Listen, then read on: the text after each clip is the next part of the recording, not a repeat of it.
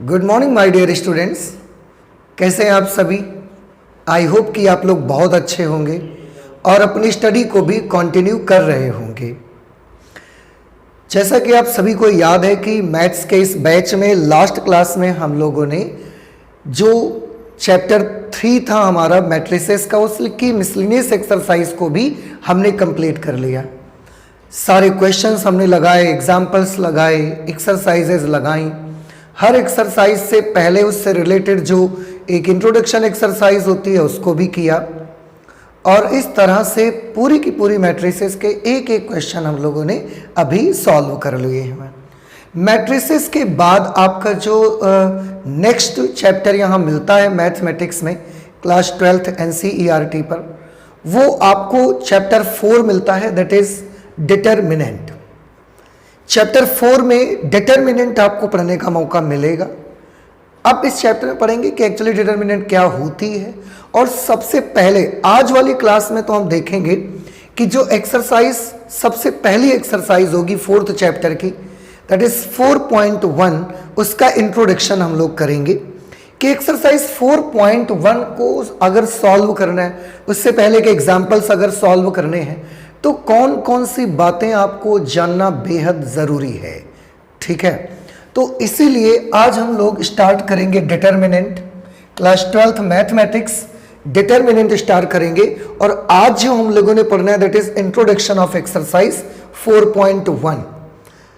तो चलिए देखते हैं इसके इंट्रोडक्शन में। जैसे कि मैंने बोला आपको कि 4.1 एक्सरसाइज जो होगी उसमें जो भी क्वेश्चन आए हैं उनको सॉल्व करने का क्या प्रोसेस होगा और उनसे रिलेटेड जो भी चीज़ें हैं वो मैं आपको बताऊंगा। आप बहुत ध्यान से देखिएगा, बड़ा अच्छा है ये। तो यहाँ पर हम लोगों ने डिटरमिनेंट NCERT पैटर्न पर जो बेस्ड आपकी बुक है उसको हम लोग यहाँ सॉल्व कर रहे हैं और उसको सॉल्व करते हुए आज इंट्रोडक्शन ऑफ एक्सरसाइज 4.1 करना है। सबसे पहले इस एक्सरसाइज के इंट्रोडक्शन में है कि डिटरमिनेंट जो होता है वो क्या होता है। बहुत सिंपल सी चीज़ है, क्योंकि जब आप डिटरमिनेंट पढ़ने चलते हैं तो सारे स्टूडेंट्स के माइंड में सबसे पहला क्वेश्चन जो आता है वो ये आता है that what is a determinant, कि एक डिटरमिनेंट जिसका हम नाम ले रहे हैं बार बार वो क्या होता है उसको देखिए। तो आपको मैं एक छोटी सी चीज़ बताता हूँ। अभी इसके जस्ट पहले आप जो एक चैप्टर पढ़ रहे थे, चैप्टर 3 मैट्रिसेस, मैट्रिसेस से रिलेटेड ही आपका डिटरमिनेंट चैप्टर है। तो मैं सबसे पहले आपको ये बताना चाहूँगा कि एक्चुअली डिटरमिनेंट क्या होता है। तो एक्चुअली डिटरमिनेंट एक नंबर होता है। डिटरमिनेंट जो होता है एक नंबर होता है, ये चाहे वो रियल नंबर हो या वो कॉम्प्लेक्स नंबर हो। So determinant is a number related to a square matrix. आप हमेशा याद रखें, डिटरमिनेंट एक नंबर है, चाहे वो रियल हो या वो कॉम्प्लेक्स हो, और ये एक ऐसा नंबर होता है जो कि स्क्वायर मैट्रिक्स से रिलेटेड होता है। Square matrix, you know very well that a matrix in which number of rows and number of columns are equal to each other, that matrix is known as square matrix. तो जो determinant होता है वो square matrix से related ही एक number हुआ करेगा। आप याद रखिएगा कि मैट्रिक्स स्क्वायर है तो ही उससे रिलेटेड जो नंबर आएगा वो डिटरमिनेंट है, और अगर स्क्वायर मैट्रिक्स नहीं है, मैट्रिक्स रेक्टेंगुलर मैट्रिक्स है, स्क्वायर नहीं है अगर, तो उससे रिलेटेड नंबर हम फाइंड आउट नहीं कर सकते, इवेल्युएट नहीं कर सकते, मीन्स हम डिटरमिनेंट भी इवेल्युएट नहीं कर सकते हैं। तो सबसे पहले देखिए मैंने डेफिनेशन क्या लिखी हुई है। डिटरमिनेंट के बारे में मुझे समझना है, and in determinant we have written that to every square matrix, मैं पहले भी बोल चुका हूं कि डिटरमिनेंट एक ऐसा नंबर है जो केवल और केवल स्क्वायर मैट्रिक्स से ही रिलेटेड होगा। अगर मैट्रिक्स स्क्वायर नहीं है तो उसका आप डिटरमिनेंट फाइंड नहीं कर सकते, उसका डिटरमिनेंट इवेल्युएट नहीं कर सकते आप। So to every square matrix A, कोई भी स्क्वायर मैट्रिक्स ए है ऑफ ऑर्डर n जिसका ऑर्डर n है, we can associate a number. हम उस स्क्वायर मैट्रिक्स ए से एक नंबर एसोसिएट कर सकते हैं, एक नंबर उसके रिलेटेड हम फाइंड आउट कर सकते हैं। वो नंबर रियल है या कॉम्प्लेक्स है, इट डजेंट मैटर। रियल भी हो सकता है, कॉम्प्लेक्स भी हो सकता है। नंबर अगर मैं बोलूंगा इसका मतलब वो केवल रियल होगा ऐसा नहीं है, वो ये केवल कॉम्प्लेक्स होगा ऐसा भी नहीं है। It may be real or complex, तो रियल भी हो सकता है, कॉम्प्लेक्स भी हो सकता है। Called determinant of the square matrix ए, उसे ही हम उस स्क्वायर मैट्रिक्स ए का डिटरमिनेंट कहा करेंगे। ठीक है, so let me repeat it. To every square matrix A of order n we can associate a number whether it is real or complex called determinant of the square matrix A. उसी को हम square matrix ए का determinant बोलेंगे। ठीक है, हम चाहें तो इसको कम से कम शब्दों में अगर लिखना चाहें, मिनिमम वर्ड्स में अगर मैं इसको आपके सामने रिप्रेजेंट करना चाहूं तो मैं ऐसे भी लिख सकता हूं that a number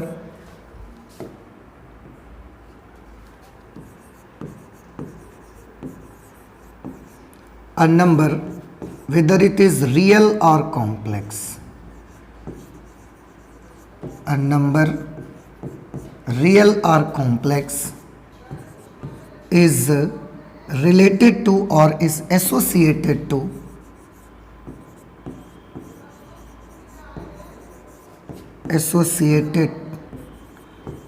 a square matrix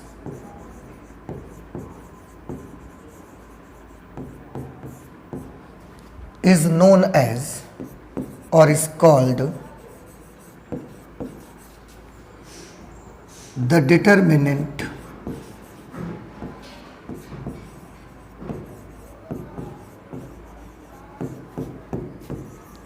of that matrix or that square matrix।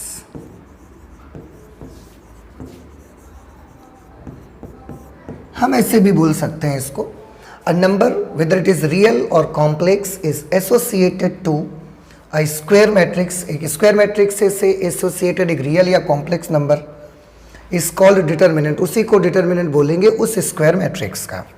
Okay, I hope कि अब ये चीज़ समझ में आ गई। अब वो नंबर कैसे फाइंड आउट करेंगे अभी डिस्कस करेंगे हम उसको, अभी डिस्कस नहीं किया है, अभी करेंगे कि वो नंबर कैसे मिलेगा आपको। हाँ, अब सबसे पहले मैं यहाँ पर एक चीज़ को और डिस्कस कर लेता हूँ कि वो जो डिटरमिनेंट मिलेगा उसको हम रिप्रेजेंट कैसे करेंगे। तो रिप्रेजेंट करने का हमारे पास जो मेथड रहेगा आप याद रखिएगा, if there is a square matrix A, if there is a square matrix A, if there is a square matrix A, then the determinant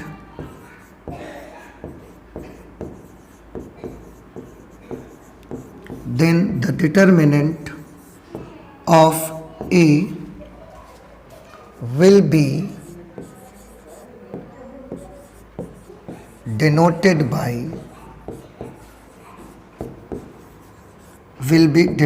by देखिए किस किस तरह से हम डिनोट कर सकते हैं उसको देखिए। मैं ऐसे भी लिख सकता हूँ इसको, और मैं ऐसे भी लिख सकता हूँ डिटरमिनेंट ऑफ ए, मैं ऐसे भी डिनोट कर सकता हूँ इसको। तो if there is a square matrix ए, अगर हमारे पास एक स्क्वायर मैट्रिक्स ए है, देन द डिटरमिनेंट ऑफ ए, तब उस ए का जो डिटरमिनेंट होगा उससे डिनोटेड किया जाएगा। कैसे उससे डिनोट करेंगे, कैसे, इस तरह से। आप ऐसे भी लिख सकते हैं, आप ऐसे भी लिख सकते हैं। अब इसमें एक छोटी सी चीज़ मैं और आपको बताना चाहूँगा कि जब हम लोग डिटरमिनेंट ए को ऐसे डिनोट करते हैं ना, तो बहुत सारे स्टूडेंट्स के माइंड में ये आता है कि क्या हम इसे मॉडुलस ऑफ ए बोल सकते हैं क्या। आंसर इज नो, आप इसे मॉडुलस ऑफ ए नहीं बोल सकते हैं। अगर आप इसे मॉडुलस ऑफ ए बोलते हैं तो ये एक रॉन्ग मेथड होगा, ये एक रॉन्ग प्रैक्टिस होगी आपकी। ठीक है, तो आपको इसे देखकर कभी भी मॉडुलस ऑफ ए नहीं बोलना है। इसे क्या बोलना है, इसे हमेशा आपको डिटरमिनेंट ऑफ ए ही बोलना है। ओके, मैं यहां पर लिखे दे रहा हूं, is read as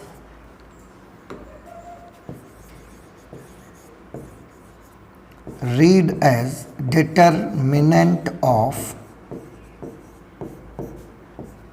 determinant of A, ऐसे पढ़ा जाएगा इसको। इट इज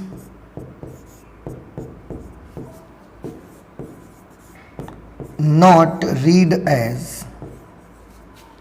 मॉड्यूलस ऑफ ए।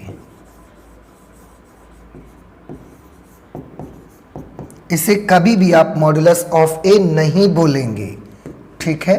मैं इस पे रेड लाइन लगाए देता हूं, आपको याद रखना है। Red line means danger, danger means आपको इसको नहीं बोलना है। अगर आप इसे बोलना ही चाहते हैं तो आपको डिटरमिनेंट ऑफ ए बोल सकते हैं आप इसे।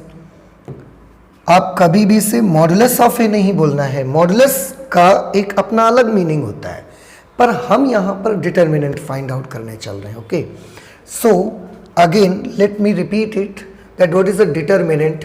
सो a number real or complex is associated to a square matrix is called the determinant of that square matrix. Okay, if there is a square matrix A, then the determinant of A will be denoted by this symbol or by this symbol. This symbol is read as determinant of A, not modulus of A. इसे आप modulus of A नहीं बोलेंगे, इसे determinant of A बोलेंगे। और determinant of A को represent करने का ये भी हमारे पास एक मेथड है।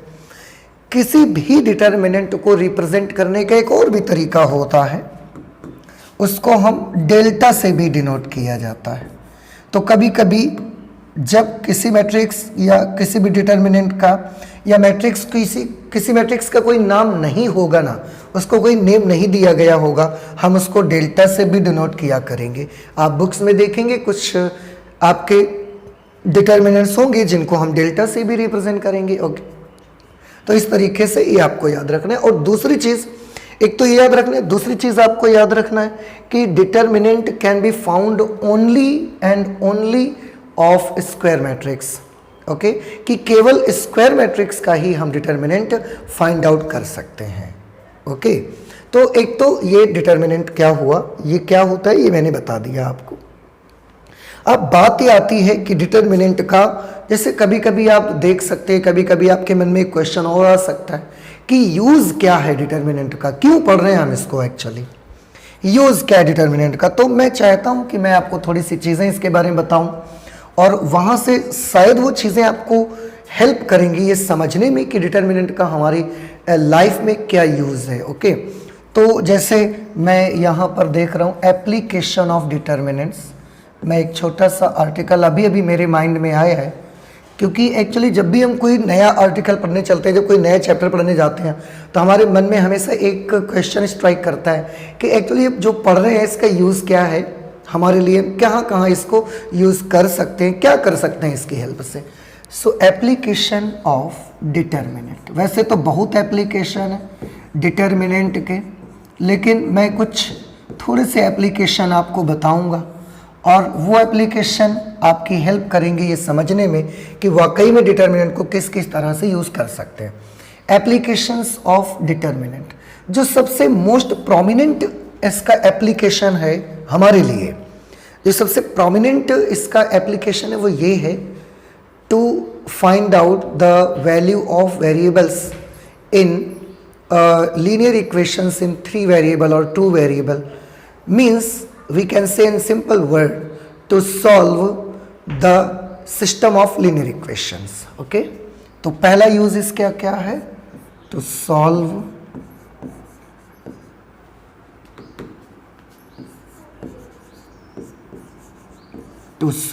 the system of linear equations, to solve the system of linear equations। Linear equations का एक सिस्टम अगर है आपके पास तो उसको सॉल्व करना हम इससे कर सकते हैं। ठीक है, जैसे मैं यहाँ पर कुछ एग्जांपल से क्लियर करता हूँ। लीनियर इक्वेशन इन 2 वेरिएबल्स भी हो सकते हैं, system of linear equations in 3 variables भी हो सकते हैं। तो किसी टाइप का होगा हम इसकी हेल्प से सॉल्व कर लिया करेंगे। जैसे लीनियर इक्वेशंस इन 2 वेरिएबल, लीनियर इक्वेशंस इन 2 वेरिएबल अगर होंगे तो वो किस तरह के होंगे, मैं आपको याद दिला देता हूँ। इस तरह के, जैसे a1x plus b1y plus C1 is equal to 0, फिर A2x plus B2y plus C2 is equal to 0। इस टाइप के सिस्टम ऑफ लीनियर इक्वेशन हो सकते हैं। लीनियर इक्वेशन इन 3 वेरिएबल्स भी हो सकते हैं। Linear equations in 3 variables, linear equations in 3 variables, उसकी आपकी इक्वेशन इस टाइप की हो सकती है। A1x plus B1y plus C1z plus D1 is equal to 0, A2x plus B2y plus C2z plus D2 is equal to 0, A3x plus B3y plus C3z plus D3 is equal to 0। इस तरीके से ये system of linear equations हो सकते हैं और उनको solve हम कर सकते हैं इस मेथड से, मतलब डिटर्मिनेंट की हेल्प से। तो डिटर्मिनेंट की हेल्प से क्या करना है, to solve the linear system of linear equations. हम लीनियर इक्वेशंस के सिस्टम को सॉल्व कर सकते हैं, चाहे वो 2 वेरिएबल का सिस्टम हो लीनियर इक्वेशंस का, या वो 3 वेरिएबल्स वाला सिस्टम हो लीनियर इक्वेशंस का। ओके, तो ये हम एक तो काम ये कर सकते हैं। आगे आप देखेंगे कि इसकी मदद से हम, अगर आपको कोऑर्डिनेट्स दिए हैं किसी ट्राइंगल के अगर वर्टिसेस के कोऑर्डिनेट्स आपको गिवन हैं तो आप उसका एरिया भी फाइंड आउट कर सकते हैं। जो काम आप पहले कोऑर्डिनेट ज्योमेट्री से करते थे, एरिया फाइंड आउट करना ट्राइंगल का, वो आप डिटरमिनेंट की हेल्प से भी कर सकते हैं। तो हम क्या कर सकते हैं, we can find the area of triangle। मतलब अगर किसी ट्राइंगल के मुझे ऐसे कोऑर्डिनेट्स गिवन है, जैसे कि ये पॉइंट A है, ये B और ये C है, इसके कोऑर्डिनेट्स हैं x1, y1, इसके कोऑर्डिनेट्स हैं x2, y2 and the last vertex has the coordinate x3, y3। तो हम डिटर्मिनेंट का यूज़ करके इस टाइप के ट्राइंगल का एरिया भी फाइंड आउट कर सकते हैं। ठीक है, आई एम सॉरी, ये एरिया है यहाँ पे, एरिया।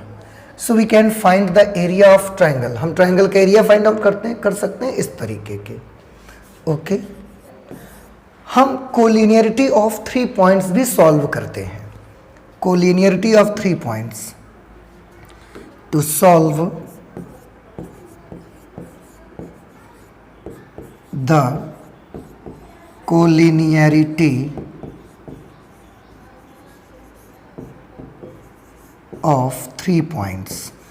अगर कोई 3 पॉइंट्स आपको गिवन है तो उनकी कोलिनियरिटी की कंडीशन भी हम यहाँ से बना सकते हैं। हम आपको बता सकते हैं कि वो पॉइंट कोलिनियर हैं या नहीं है, ये भी आपको बता सकते हैं। और देखिए, और हम कर सकते हैं, we can find the equation of a line passing through 2 points. हम ये भी कर सकते हैं, एक ऐसी लाइन का इक्वेशन फाइंड आउट कर सकते हैं जो 2 पॉइंट से पास होती है। ओके, तो मैं यहाँ पर लिख सकता हूँ, we can find the equation of a line, equation of a line passing through 2 points। 2 points से पास होने वाली लाइन की इक्वेशन भी हम बना सकते हैं, जो कि हम कोऑर्डिनेट ज्योमेट्री में क्लास 11th में आपने बनाई होगी। स्ट्रेट लाइन का एक चैप्टर वहाँ पर हम पढ़ते हैं, तो वो स्ट्रेट लाइन का जो चैप्टर हम पढ़ते हैं उसमें आपने 2 पॉइंट फॉर्म पढ़ा होगा। लाइन की इक्वेशन फाइंड आउट करने के लिए इक्वेशन के बहुत सारे फॉर्म पढ़ते हैं, वहाँ पर एक 2 पॉइंट फॉर्म भी पढ़ते हैं। वो 2 पॉइंट फॉर्म आप यहाँ से बना सकते हैं। तो अगर कोई भी लाइन आपकी ऐसी है जो 2 पॉइंट से पास होती है तो उस लाइन का इक्वेशन आप इस डिटर्मिनेंट की हेल्प से बना सकते हैं। Okay, so these are some applications, there may be more than 4 applications of determinant, लेकिन हम यहाँ पर सिर्फ इतने एप्लीकेशन का जिक्र कर रहे हैं जो आपको हेल्प करते हैं ये समझाने में कि वाकई में डिटर्मिनेंट ऐसा नहीं है कि आप ऐसे ही पढ़ रहे हैं फालतू में, उसका कोई यूज़ नहीं है। यूज़ है, इतने सारे यूजेस तो आप ही पढ़ेंगे आपके क्लास 12th वाले, 12th के सिलेबस में। बाकी और भी जो यूज़ हैं वो अभी फ़िलहाल हम नहीं करेंगे, आगे हायर स्टडीज़ में आप करने पड़ेंगे, वो बाद की बात है। Okay, so these are the application of determinant. So this is determinant, कैसे रिप्रेजेंट करेंगे वो, उसके बाद डिटर्मिनेंट के क्या एप्लीकेशंस हैं वो हमने देखे। और अब और आगे चलते हैं, देखते हैं क्या है इसमें, क्या करना है मुझे। हाँ, अब हमको ये देखना है कि मैं बार बार जो हम लोग जिक्र कर रहे हैं कि डिटर्मिनेंट एक नंबर है, whether it is real or complex, related to a square matrix. तो अब हम ये जानना चाहते हैं कि वो नंबर हम कैसे इवेल्युएट कर सकते हैं, उस नंबर को हम कैसे फाइंड आउट कर सकते हैं किसी स्क्वायर मैट्रिक्स से। ठीक है, तो वही मैंने यहाँ पर लिखा है, how to evaluate the determinant of a square matrix. मतलब किसी भी स्क्वायर मैट्रिक्स से एसोसिएटेड वो जो नंबर है जिसे हम बार बार डिटर्मिनेंट के नाम से उससे हम प्रोनाउंस कर रहे हैं, उसको कैसे फाइंड आउट करना है मुझे, ये अब हम देखेंगे। तो आप तो जानते हैं बेटा कि हमारे पास जो स्क्वायर मैट्रिसेस हो सकती हैं वो ऑर्डर 1 की भी हो सकती है, ऑर्डर 2 की भी हो सकती है, ऑर्डर 3 की भी हो सकती है। ओके, तो ऑर्डर 1 की, 2 की, 3 की हो सकती है। मैक्सिमम आपको जो क्लास 12th लेवल पर जो मैट्रिसेस पढ़नी है वो मैक्सिमम अप टू ऑर्डर 3 की हो सकती हैं, इससे ऊपर के मैट्रिसेस आपको नहीं पढ़नी है क्लास 12th लेवल पर। तो हमारे पास क्योंकि मैट्रिसेस स्क्वायर मैट्रिक्स ऑर्डर 1 की भी हो सकती है, ऑर्डर 2 की भी हो सकती है, ऑर्डर 3 की भी हो सकती है। तो अब हम ये जानना चाहेंगे कि अगर ऑर्डर 1 का स्क्वायर मैट्रिक्स है, then how can we evaluate the determinant of that matrix. And if we have a matrix of order 2, if we have a square matrix of order 2, then again how can we find out the determinant related to that square matrix। और अगर वो 3 order की matrix है तो कैसे हम find out करेंगे। Okay, तो चलिए 1 by 1 सीखेंगे हम इसको। जैसे सबसे पहले मैंने लिख रखा है, वो तो ऊपर एक मेन आर्टिकल हो गया that how to evaluate the determinant of a square matrix.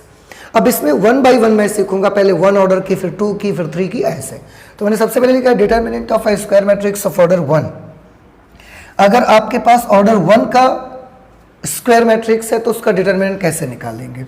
देखिए, मैं यहाँ पर एक एग्जाम्पल से आपको समझाने की कोशिश करूँगा, आप देखिएगा ज़रा।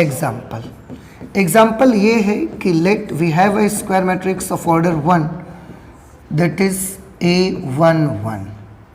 This is a square matrix of order 1।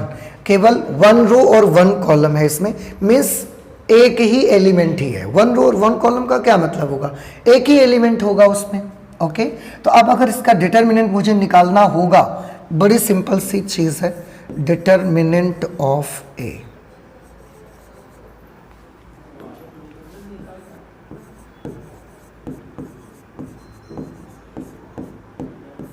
Determinant of matrix A, या डिटर्मिनेंट ऑफ ए लिख देते हैं। कैसे रिप्रेजेंट करेंगे इसको, ऐसे रिप्रेजेंट करेंगे, या हम ऐसे भी रिप्रेजेंट कर सकते हैं, डिटर्मिनेंट ऑफ ए। आपको कैसे निकालना है, सबसे पहले जब भी आप डिटर्मिनेंट ऑफ ए निकालने जाएंगे तो जो आपका मैट्रिक्स होगा उसको डिटर्मिनेंट फॉर्म में लिखेंगे, like this, determinant of A11। Okay, और इसकी जो वैल्यू आएगी वो सिंपली बस यही नंबर ही आ जाया करेगा, सिंपली यही नंबर आ जाएगा। ठीक है, जैसे और मैं एग्जांपल लेता हूँ। जैसे एक एग्जांपल लिया, let there is a matrix, square matrix of order 1, A is equal to, मैंने कुछ भी ले लिया 5, और मुझे इसका डिटर्मिनेंट निकालना है। So the determinant of A will be equal to determinant of 5, then its value will be 5। जो नंबर है वही आ जाएगा आंसर आपका। हाँ, एक छोटी सी चीज़ और मैं यहाँ पर आपको बताना चाहूँगा। Let A is equal to -5। Suppose we have a matrix of order 1 into 1, और ये वो मैट्रिक्स है 1 ऑर्डर की, स्क्वायर मैट्रिक्स है। अगर इसका डिटर्मिनेंट आपको निकालना है तो आपको क्या लिखना पड़ेगा, डिटर्मिनेंट ऑफ -5 लिखोगे। अब बहुत सारे स्टूडेंट्स जब इस साइन को देखते हैं तो उनको कन्फ्यूज़न हो जाती है, क्योंकि ऐसा साइन अभी तक हम लोगों ने मॉडुलस के लिए ही देखा है। तो अगर ऐसा साइन अभी तक आपने मॉडुलस के लिए देखा हुआ है तो मॉडुलस का तो ये होता था कि अगर ये नंबर से बाहर निकलेगा तो ये +5 हो जाएगा, बट मैं ऑलरेडी आपको बता चुका हूँ that this is not modulus, this is only and only the determinant of A, इसलिए मॉडुलस ये नहीं है, आप याद रखिएगा। और यही रीज़न है कि इसकी वैल्यू जो आएगी दैट विल बी -5, वो +5 नहीं हो जाएगी, याद रखिएगा। ऑर्डर 1 की अगर स्क्वायर मैट्रिक्स है तो उसका डिटर्मिनेंट वही नंबर होता है जो उसके अंदर लिखा रहता है।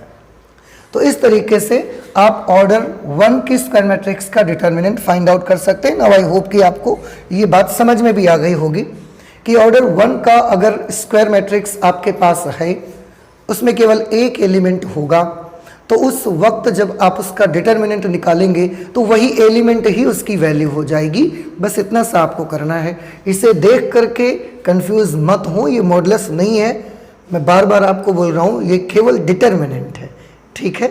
ओके, गलती नहीं करिएगा भाई आप लोग। ओके, तो चलते हैं नेक्स्ट, देखते हैं क्या है अब आगे। आगे है determinant of a square matrix of order 2। अगर हमारे पास ऑर्डर 2 का एक स्क्वायर मैट्रिक्स है तो फिर उसका डिटर्मिनेंट हम कैसे बनाएंगे। अगर हमारे पास ऑर्डर 2 का एक स्क्वायर मैट्रिक्स है तो उसका डिटर्मिनेंट कैसे बनाना है, चलिए देखते हैं। ओके, एग्जाम्पल से आपको क्लियर करूंगा, ज़्यादा चीज़ें क्लियर होती हैं। जैसे मेरे पास एक एग्जाम्पल है, यहाँ पर एक मैट्रिक्स है ऑर्डर 2 का A11, A12, A21 और A22। ये हमारे पास एक स्क्वायर मैट्रिक्स है ऑर्डर 2 का, ठीक है। अब इसका हमने डिटर्मिनेंट बनाना है, तो आप देखिए कैसे बनाएंगे। डिटर्मिनेंट ऑफ ए, या आप डिटर्मिनेंट ऑफ ए को ऐसे भी डिनोट कर सकते हैं। तो सबसे पहले इसका डिटर्मिनेंट मुझे बनाना पड़ेगा, ये मैट्रिक्स है और ये डिटर्मिनेंट A11, A12, A21 और A22। देख रहे हैं बेटा आप डिफरेंस क्या है दोनों में। जब तक वो मैट्रिक्स था तब तक हमने अलग टाइप का सिंबल यूज़ किया है, जैसे वो डिटर्मिनेंट बनेगा आपका सिंबल आपको चेंज करना पड़ेगा। और डिटर्मिनेंट के लिए क्या सिंबल है, ये सिंबल है। ओके, अब इसकी वैल्यू कैसे फाइंड आउट होगी, तो आपको करना ये है माय डियर स्टूडेंट्स कि सबसे पहले आपको ये एलिमेंट्स को आपस में मल्टीप्लाई करना है। सबसे पहले ये एलिमेंट्स को आपस में मल्टीप्लाई करना है। तो जब इन एलिमेंट्स को मल्टीप्लाई करेंगे तो आपको क्या मिलेगा, आपको मिलेगा A11 इंटू A22। फिर माइनस लगा देंगे, माइनस लगाने के बाद अब इन दोनों एलिमेंट्स का मल्टीप्लाई करेंगे। याद रहे पहले ये लीडिंग डायगोनल जो प्रिंसिपल डायगोनल आपका है, इससे लीडिंग डायगोनल भी कह सकते हैं, इसे प्रिंसिपल डायगोनल भी बोल सकते हैं। सबसे पहले इसके एलिमेंट्स को मल्टीप्लाई किया जाएगा, उसके बाद एक माइनस और फिर इसको इससे मल्टीप्लाई कर देंगे। This will become A21 into A12। बस इसे आप कैलकुलेट कर लेंगे। अभी मैंने सिंबल्स लिए, अगर यहाँ पर कोई नंबर्स होते तो ये मल्टीप्लाई होते, सब्ट्रैक्ट होते, सॉल्व होके आपको एक सीधा साधा नंबर मिल जाता। और वो जो सीधा साधा नंबर आपको मिलता वो नंबर ही इस स्क्वायर मैट्रिक्स का डिटर्मिनेंट कहा जाता, वही उस स्क्वायर मैट्रिक्स का डिटर्मिनेंट होता, ठीक है। तो क्यों ना एक क्वेश्चन नंबर्स लेके सॉल्व करके देखा जाए। आई होप मेथड तो क्लियर हुआ होगा आपको, बट मैं चाहता हूं कि एक सॉल्व किया जाए, एग्जाम्पल लिया जाए नंबर लेकर के। Suppose a is equal to 1, 2, 3 and this is 4 and we want to find out the determinant of this matrix, this square matrix. This is a matrix of order 2 into 2 and we want to find out the determinant of this square matrix of order 2. Okay, कैसे करेंगे देखिए, करेंगे ऐसे determinant of A, or we can write it as determinant of A is equal to, पहले determinant बनाएंगे इसका, so it is 1, 2, 3, 4। अब solve करेंगे। मैंने पहले भी बोला कि सबसे पहले लीडिंग डायगोनल के एलिमेंट्स को ही मल्टीप्लाई करा जाएगा आपस में। तो 1 को 4 से मल्टीप्लाई करेंगे, इट विल बिकम 4 माइनस अब ये डायगोनल के एलिमेंट्स के मल्टीप्लाई करेंगे, 3 2 जा 6, 4 माइनस 6 करेंगे, इट विल बिकम -2। 4 माइनस 6 करेंगे तो ये -2 के इक्वल आ जाएगा। ओके, तो इस तरह से अगर आपके पास कोई ऑर्डर 2 का मैट्रिक्स है ऑर्डर 2 का स्क्वायर मैट्रिक्स है तो उसका डिटर्मिनेंट आप ऐसे बना सकते हैं. Okay, now I hope it is clear to you. So let us move to the determinant of a square matrix of order 3. Order 3 का अगर आपके पास एक मैट्रिक्स है तो उसका डिटर्मिनेंट आप कैसे बनाएंगे, इसको बहुत ध्यान से सुनिएगा, बहुत ध्यान से देखिएगा आप लोग, बहुत ज़रूरी है इसमें, क्योंकि थोड़े बहुत अलग टाइप के चेंजेस होते हैं, अलग टाइप से करना होता है. तो कैसे करना है देखिए मैं आपको बताता हूँ. सबसे पहले मैं एक चीज़ यहाँ पर ये क्लियर करना चाहूँगा आपको कि ऑर्डर 3 का जो स्क्वायर मैट्रिक्स होगा उसका डिटर्मिनेंट फाइंड आउट करने के लिए हम जो एक मेथड यूज़ करते हैं, जो एक प्रोसेस यूज़ करते हैं, उसे बोला जाता है एक्सपेंशन मेथड. फिर से ऑर्डर 3 का स्क्वायर मैट्रिक्स है और उसका हमने डिटर्मिनेंट फाइंड आउट करना है. ऐसी सिचुएशन पर हम जो भी मेथड यूज़ करते हैं वो मेथड होता है एक्सपेंशन मेथड. तो इसके लिए जो मेथड यूज़ किया जाएगा that will be known as expansion method.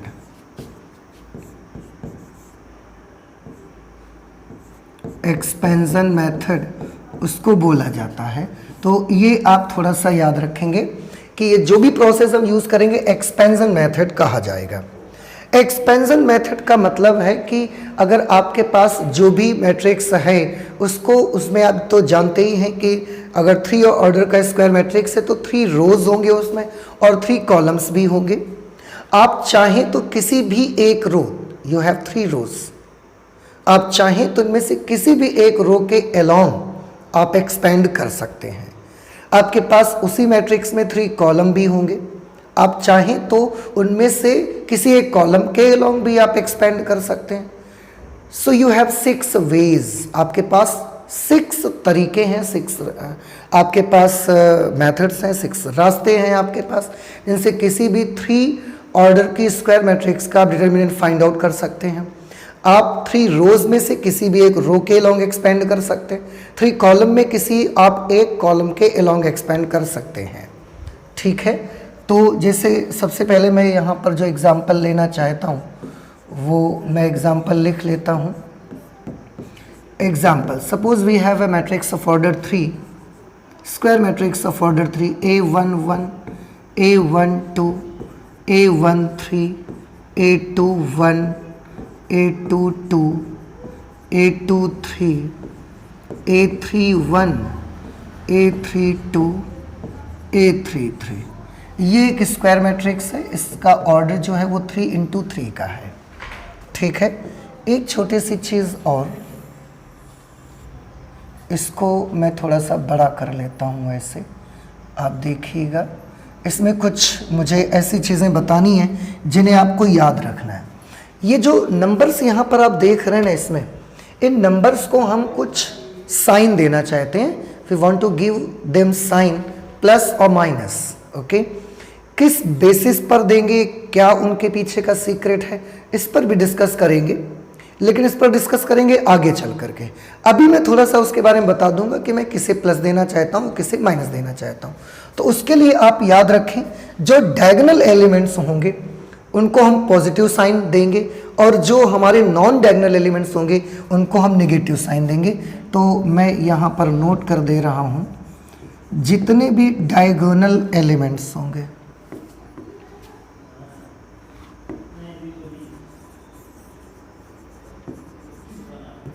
Diagonal elements, जितने भी डायगोनल एलिमेंट्स हैं उन सबको मुझे कौन सा साइन दे देना है, पॉजिटिव साइन रख देना है. और जितने नॉन डायगोनल एलिमेंट्स होंगे, जितने नॉन डायगोनल एलिमेंट्स होंगे उन सबको हमें एक नेगेटिव साइन दे देना है आपको. ठीक है, जैसे देखिएगा मैं किसे पॉजिटिव किसे नेगेटिव दूंगा. ये डायगोनल एलिमेंट्स हैं, ये डायगोनल एलिमेंट्स हैं, तो इसको पॉजिटिव साइन देना है, इसको पॉजिटिव साइन, इसको पॉजिटिव साइन, इसको और इसे पॉजिटिव साइन देना है. और जितने नॉन डायगोनल एलिमेंट्स होंगे, नॉन डायगोनल एलिमेंट्स जो हैं उनको कैसा साइन देना है, जैसे कि ये नेगेटिव नेगेटिव नेगेटिव नेगेटिव. ठीक है, क्योंकि इनको सॉल्व करते समय हमको ज़रूरत पड़ेगी। अच्छा, डायगोनल एलिमेंट्स को पॉजिटिव, नॉन डायगोनल एलिमेंट्स को नेगेटिव क्यों दिया गया है, इसका भी मैं सीक्रेट थोड़ा सा आपको बता देता हूँ, आप गौर करके करिएगा। जैसे कोई भी एलिमेंट है ए आई जे मेरे पास, इसका अगर मुझे साइन देखना है कि इसका साइन, ये एलिमेंट जो यहाँ लिखा है इसका साइन प्लस लेना है या माइनस लेना है, तो मैं इसके साइन के लिए एक छोटा सा काम करूँगा, -1 to the power i plus j. इस तरह से हम इसके साइन को डिसाइड करेंगे। अगर i प्लस जे जो भी आएगा इसकी वैल्यू, जो भी आएगी इसकी वैल्यू, अगर इसकी वैल्यू प्लस आएगी तो उसका हम सिंबल, उसका साइन प्लस दे देंगे, अगर इसकी वैल्यू माइनस आएगी तो उसका माइनस दे देंगे हम। ओके, तो किसी भी एलिमेंट का जो साइन होता है उसे इस तरह से डिसाइड किया जाता है, चाहे वो डायगोनल एलिमेंट्स हो चाहे वो नॉन डायगोनल एलिमेंट हो। अब जैसे आपको मैंने बोला कि डायगोनल को पॉजिटिव, नॉन डायगोनल को नेगेटिव दिया गया है, तो इसके बारे में थोड़ा सा आप चेक भी कर सकते हैं। ये जितने भी डायगोनल एलिमेंट्स हैं, जितने भी डायगोनल एलिमेंट्स हैं, सब में देखो, चाहे ये वाले एलिमेंट्स देख लो या ये वाले एलिमेंट्स देख लो, सब में i प्लस जे करने से इवन नंबर आ जाता है। So you know very well that -1 to the power an even number will be equal to +1 and -1 to the power an odd number will be equal to -1। तो अगर -1 की power में एक इवन नंबर आ गया है तो +1 आएगा, और -1 की पावर में अगर कोई ऑड नंबर आ गया तो वो -1 आएगा। और आप देखिए जितने भी डायगोनल एलिमेंट्स होंगे आई am sorry, I am really very sorry, जितने भी डायगोनल एलिमेंट्स हैं माय डियर स्टूडेंट्स, उन सब के लिए आप देखोगे i प्लस जे करके 1 + 1 2 even, 2 + 2 4 it is even, 3 + 3 6 it is even, 3 + 1 4 it is even, 2 + 2 4 it is even, 1 + 3 4 it is even. तो जितने भी डायगोनल एलिमेंट्स हैं उन सब के लिए i प्लस जे की वैल्यू कैसे आएगी, इवन, और -1 टू द पावर इवन में +1 हो जाएगा। अब जितने नॉन डायगोनल एलिमेंट्स हैं उनको भी चेक कर लो। 1 2 1 + 2 करेंगे it will be 3, 3 is an odd number, 2 + 1 3 it is odd number, 3 + 2 5 it is odd number, 2 + 3 5 it is odd number. तो जितने नॉन डायगोनल एलिमेंट्स हैं उन सब में जब आप i प्लस जे करने जाएंगे ऑड होगा, and -1 to the power an odd number will be equal to -1। तो इस तरीके से हम इनको सिंबल देते हैं। ये एक छोटी सी चीज़ है, सबसे पहले इसे आपको समझ लेना है। आई होप कि क्लियर हो गया होगा कि किस तरीके से किसको हमें प्लस देना है, किसको माइनस देना है। दूसरी, इसके बाद की जो बात अगर मैं करूं तो इसमें आप तो जानते हैं we have 3 rows, this is row number 1, this is row number 2 and this is row number 3, and we have 3 columns, column number 1, column number 2 and this is column number 3। Okay, अब करना ये है आपको, मैंने पहले भी बताया कि ये एक्सपेंशन मेथड है, और एक्सपेंशन मेथड में आप किसी भी एक रो या किसी भी एक कॉलम के अलोंग आप उसे एक्सपेंड कर सकते हैं। कैसे करना है चलिए देखते हैं। सबसे पहले मैं फिर से वही एग्जांपल नोट कर लेता हूँ। Suppose we have a matrix of order 3 A11 A12 A13 A21 A22 A23 A31 A32 A33। ये एक स्क्वायर मैट्रिक्स है ऑर्डर 3 × 3 की, ठीक है। और अब मुझे इसको इवेल्युएट करना है, तो मैंने जितनी भी चीज़ें आपको इस लास्ट स्क्रीन पर, लास्ट स्लाइड पे मैंने बताई हैं, ये सब का वहाँ यूज़ करना है, और आपको ध्यान रखना है सारी चीज़ें कि डायगोनल एलिमेंट्स का साइन पॉजिटिव लेना है, नॉन डायगोनल एलिमेंट्स का साइन नेगेटिव लेना है। और सबसे पहले तो माय डियर स्टूडेंट्स आपको ये डिसाइड करना है, मैंने बोला ना you have 6 ways to evaluate this type of matrix determinant. इस टाइप के मैट्रिक्स का डिटर्मिनेंट इवेल्युएट करने के लिए आपके पास 6 मेथड हैं, 6 तरीके हैं। जैसे मैंने बोला कि आप 3 रो में किसी भी एक रो के लॉन्ग एक्सपेंड कर सकते हैं, या कॉलम में किसी भी एक कॉलम के लॉन्ग एक्सपेंड कर सकते हैं। So very first you should decide कि आप किस रो या किस कॉलम के अलॉन्ग एक्सपेंड करना चाहते हैं। मैं कोई भी एक ले लेता हूँ, सिंपल सा मैं ले लेता हूँ R1 के अलॉन्ग में एक्सपेंड करना चाहता हूँ, तो मैं यहाँ पर लिखूँगा एक्सपेंडिंग अलोंग, या सबसे पहले डिटर्मिनेंट ऑफ ए लिखी जाएगी, डिटर्मिनेंट ऑफ ए, और it is written as determinant of A. पहले इसका डिटर्मिनेंट बना लिया करिएगा, A11, A12, A13, A21, A22, A23, A31, A32, A33। Okay, ये हमने डिटर्मिनेंट बना लिया। अब इसे सॉल्व करना है। सॉल्व करना है तो मैं वही लिख दूंगा, एक्सपेंडिंग along R1। R1 के along इसे एक्सपेंड करने पर, मैं बार बार बोलूँगा, मैं R2 के along भी कर सकता था, R3 के along भी कर सकता था, मैं C1, C2, C3 के along भी कर सकता हूँ। ओके, मैंने सबसे सिंपल चूज़ किया कि मैं R1 के along करके दिखाऊंगा। बाकी एक बार प्रोसेस समझ में आ जाएगा, फिर तो सारे स्टूडेंट्स अपने आप से भी कर सकते हैं ना। ठीक, एक्सपेंडिंग along R1। अब जिसके along आप एक्सपेंड करने जाएंगे, जिसके along आप इस पे एक्सपेंड करने जाएंगे, उसी के साइन आपको लेने हैं। R1 के along एक्सपेंड करने जा रहे हैं, R1 के साइन ले लीजिए। This is positive, this is non diagonal element so it will be negative, this is again a diagonal element so it will be positive. बाकी का साइन आपको नहीं लेना। लेना कैसे है ये मैंने यहाँ पूरा बता दिया है, आपको तरीका भी बता दिया। पर जब आप एक्सपेंड करोगे तो जिस रो या जिस कॉलम के along आप अपनी डिटर्मिनेंट को एक्सपेंड करोगे, उसी रो या उसी कॉलम के ही साइन आपको यूज करने हैं, बाकी सबके यूज नहीं करने हैं आपको। ओके, अब क्या करना है, सबसे पहले जैसे प्लस A11, तो देखिए इसको मैं ऐसे लिखूंगा, डिटर्मिनेंट ऑफ, मैं नीचे लिख देता हूँ इसको, तो थोड़ी सा स्पेस मिल जाएगा ज़्यादा मुझे। आप ऐसे डिनोट कर सकते हैं या आप ऐसे डिनोट कर सकते हैं। सबसे पहले A11, तो मैं यहाँ पर प्लस A11 लिख दूंगा और यहाँ एक छोटा डिटर्मिनेंट बनाऊंगा। ध्यान से देखिएगा, बड़ा अच्छा मेथड है, इंटरेस्टिंग भी है और इजी भी है। तो मैंने पहले R1 के along करना है, these are the elements of R1, these are the entries of R1। तो सबसे पहले R1 के जो एंट्री A11 है मैंने उसे लिया, और क्योंकि इसका सिंबल +1, साइन +1 था, प्लस था, तो मैंने प्लस लगा दिया। अब क्या करना है, अब आपको A11 को इस डिटर्मिनेंट में हॉरिजॉन्टली एंड वर्टिकली दोनों तरह से कवर कर लेना है, छुपा लेना है, उसको ढक लेना है आपको, और बाकी जो एलिमेंट्स बचेंगे वो यहां नोट किए जाएंगे। फिर से जो एलिमेंट आप यहां लेंगे उससे डिटर्मिनेंट में हॉरिजॉन्टली और वर्टिकली दोनों तरह से कवर कर दिया जाएगा, बाकी जो एलिमेंट्स बचेंगे वो यहां पर मैं नोट करूंगा। तो अगर मैं A11 को यहां हॉरिजॉन्टली और वर्टिकली अगर मैं कवर कर देता हूं तो यहां बचेगा क्या, देखिए ये 4 एलिमेंट्स बचेंगे, A22, A23, A32, A33। बस यही मुझे यहां नोट कर देने हैं, यही मुझे यहां पर नोट कर देने हैं। ओके, तो अब मैं क्या करूंगा, देखिए नोट कर दीजिए ये एलिमेंट।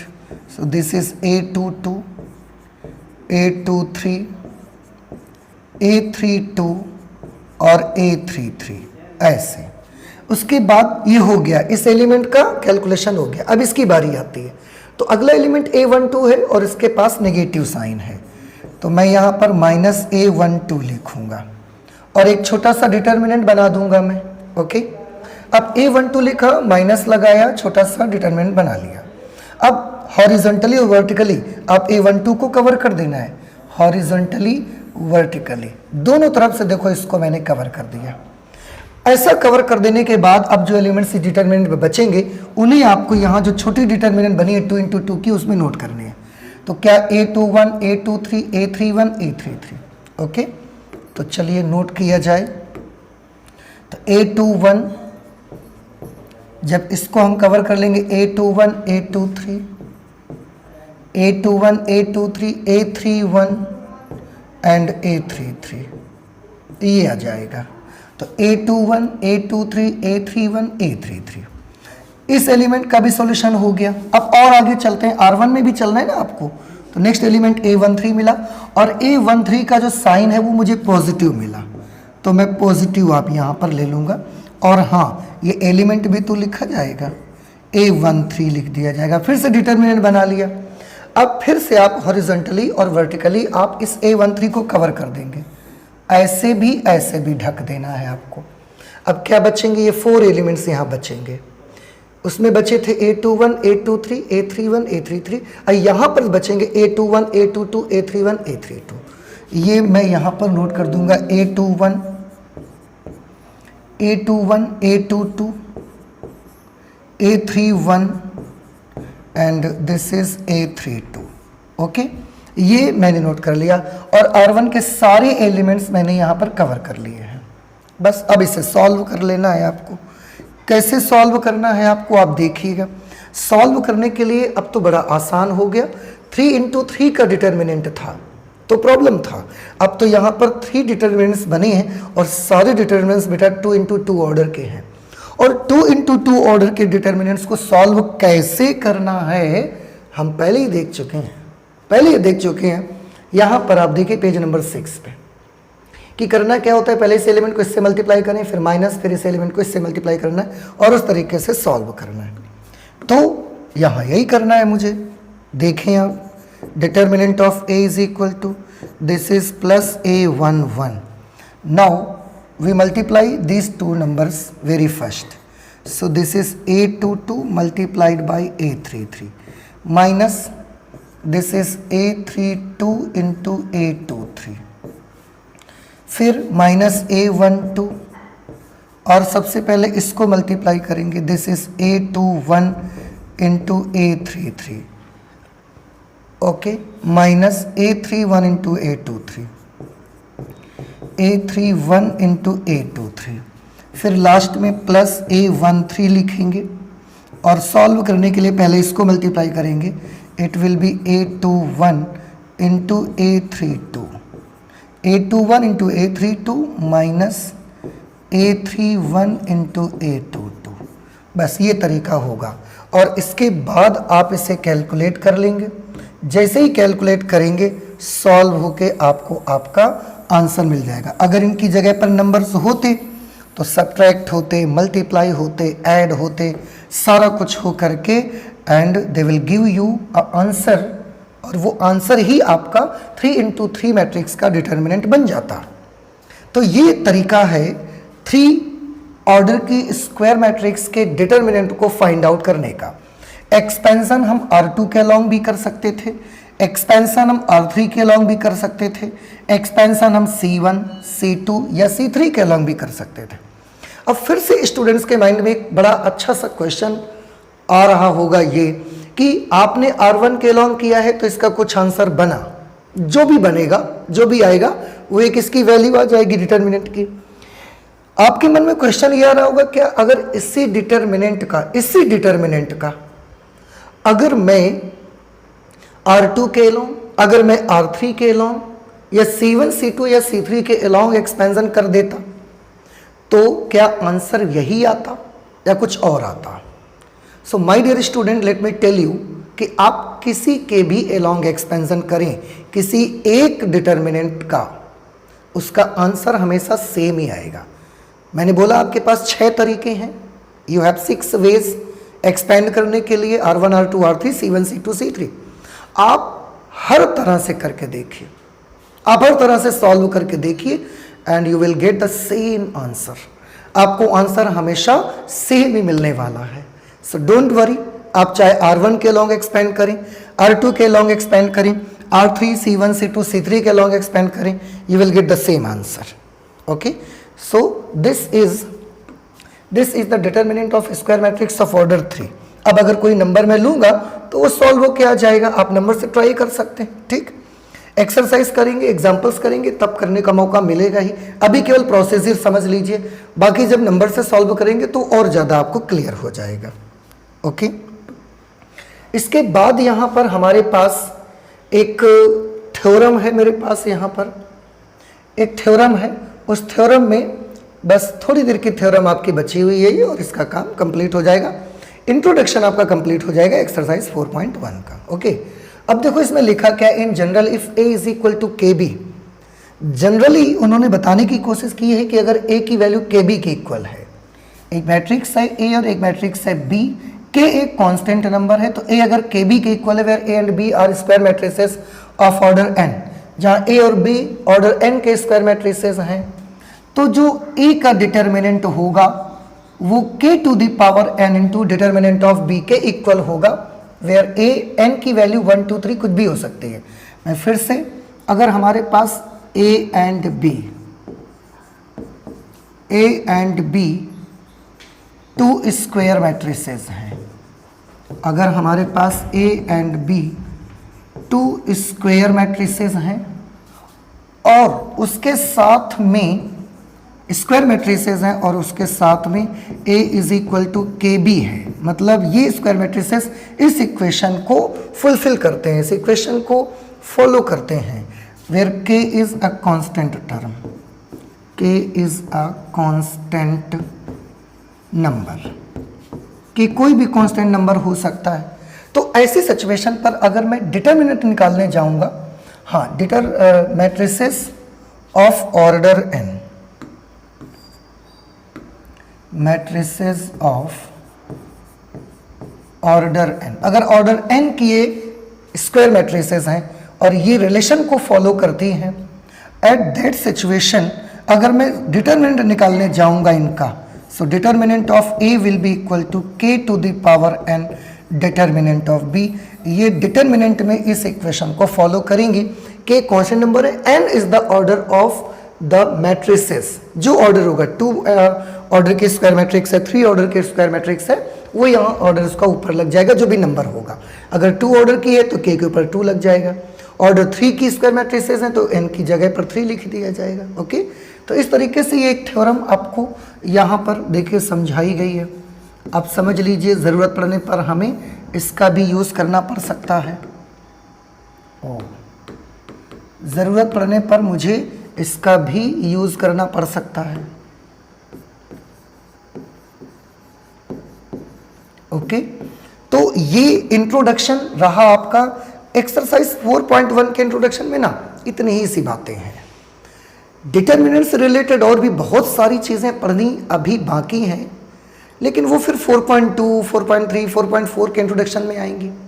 4.1 के इंट्रोडक्शन के लिए जितना पोर्शन ज़रूरी था वो मैंने आपको आज बताया है। ओके, तो क्या क्या पढ़ा गया है इसमें?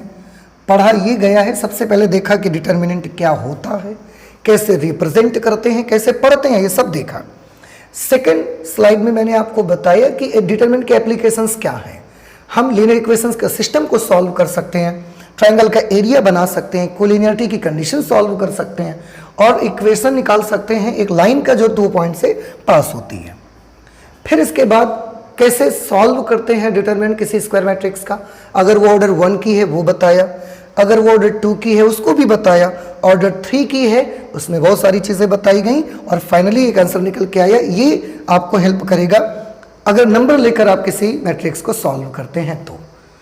एक्सरसाइज आएगी फिर मैं उस समय इस पर बात करूंगा। ओके, अच्छा, इसके बाद आता है इन जनरल एक थ्योरम टाइप की आपको बताई गई कि अगर a और b 2 स्क्वायर मैट्रिसेस हैं जिनका ऑर्डर n है और ये इस इक्वेशन को फॉलो करते हैं, तो अगर आपको a का डिटर्मिनेंट निकालना है तो k to the power n into determinant of b आपको लेना पड़ेगा, ये इस इक्वेशन को फॉलो करेगा।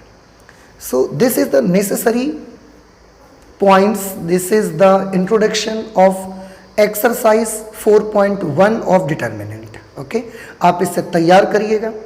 नेक्स्ट क्लास में हम जब मिलेंगे तो इस इंट्रोडक्शन से रिलेटेड जो भी हमारे एग्जाम्पल्स हैं 4.1 से पहले वो सॉल्व किए जाएंगे और after that we will solve the exercise 4.1। Okay, so आज हम मैथमेटिक्स में इतना ही रखते हैं, चलते हैं, मिलते हैं अगली क्लास में।